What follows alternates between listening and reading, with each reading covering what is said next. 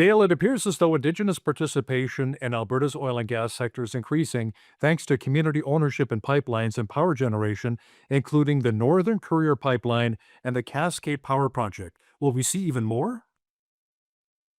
Oh, yes, I think so. I mean, we're a little bit behind in terms of advancing in this sector. The oil and gas industry has been operating for the last 70, 80 years in Canada, and we just weren't part of it until a couple decades ago. And I think the increase in Indigenous, self-identified Indigenous people in the oil sands sector, for example, some 12,000 uh, self-identified Indigenous workers in that sector has influenced a lot of leaders that there is a lot of protection. There is a lot of money being applied to integrity, safety, and environmental protection. And I always tell people that if you meet with the oil and gas industry leaders, you first thing you find out is, first of all, they're Canadian. Second of all, they want to protect the environment more so than I think any country in the world. And they spend a lot of money on integrity systems, safety systems, environmental protection plans, and so forth. And when you get that level of scope and understanding, you tend to want to be part of it and improve the project because you can protect the project and make sure the environmental protection plan is monitored correctly. And the only way I think we can actually get a foothold, get to a tipping point where First Nations are, you know, mostly involved in projects and approve major developments is to get on the governing boards, to get seat on the board. It's not enough to own 2 or 3 or 4 or 5% of infrastructure in the oil and gas industry. You need to own and develop in cooperation with the proponent projects and have a seat on the board. And that means owning 10, 15, 20, 30% of the company. And once you got a seat on the board, then you can actually get involved in the planning, the monitoring. You can make changes to environmental protection. You can ensure that Mhm. the long-standing environmental damage that's created by natural resource projects like arsenic from naturally occurring mining operations, that can be something that you can ensure that the corporation and the government invest a certain portion of their gross revenues to research and develop and to resolve these problems, because the giant mine is started 70 years ago and accumulated so much arsenic, and nobody had any idea on how to get rid of arsenic because nobody invested any money in it. And if the Northwest Territory First Nations were on that board, of course, they would make sure that that problem was resolved. So, Dale, outside of having a powerful voice at the table with the Indigenous community and some of the jobs, what are some of the other major advantages the communities have of First Nations with being invested in these various energy projects? Well, they can lead the projects. That means they can, instead of, going hat in hand to the proponent or the government and saying, we want to be involved in this, they can lead it themselves. A lot of the projects that we've experienced in the last 40 years have been canceled because of First Nation opposition. And that was because most of the time they weren't involved in the planning and the first start of a application and determining how to engage and consult with First Nations, how to, incorporate Indigenous inclusion programs and ensure that our people are not just hired currently, but are mentored and trained as young people to get involved in the industry.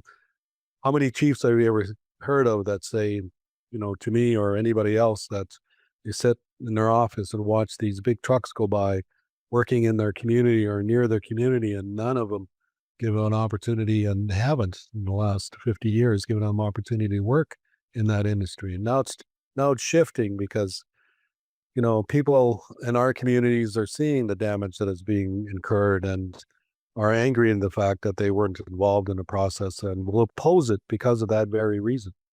So, how much have government programs like the Alberta Indigenous Green Energy Development Program and the Alberta Indigenous Clean Energy Initiative maybe helped more Indigenous communities get involved in renewable energy projects such as solar and wind? Right. Well, the National Coalition of Chiefs established the Clean Energy Summit in 2023 when we had Pierre Poilievre come in and speak for the very purpose of being involved in the energy transition. We knew there was going to be a lot of activity in that area, and we wanted to be involved. We wanted to be a part of it. We wanted to include us in the new transition and the new technology coming forth. And solar and wind are fine on their own, but they're not dependable. And we think that there's got to be new technology coming out, and the clean energy funds, and the clean fuels funds, and the indigenous clean energy programs are exactly what we need to get a step up on developing these kinds of initiatives. And it's really where people should be investing their monies, instead of transitioning them or sending them to environmental non-government organizations to protest and cause civil disobedience. Needs to be directed to research and development so we can solve the energy crisis. In the meantime, we got to develop our oil and gas resources in order to keep up to the international markets, so that we can become the kind of community that can prosper enough to be able to invest in these kind of research and developments that we need. And Canada's the best in terms of environment protection in this country. All you got to do is ask an engineer about what the climate is around the world in terms of environmental protection. You're going to see Canada's number one in that area. So, Dale, in your opinion, how are collaborations between Indigenous and non Indigenous energy projects really helping towards reconciliation? Well, I think there's been a lot of changes after 2008, when ESG programs were put into place and people were following a better descriptive strategy and engaging with First Nations. Um, we have done that sort of consulting with industry to determine how to, properly engage with First Nations, how to respect protocols, how to, transition First Nations from their unemployed lifestyle to an employed lifestyle. Fort McKay First Nation has 100% employment. They have the largest household medium income in probably North America, with some $144,000 Wow. per house. And that's because they work in a high paying oil and gas industry, the oil sands. And that didn't happen overnight. In the 70s, they were a social welfare society, much like most of the communities across this country, especially in the remote communities.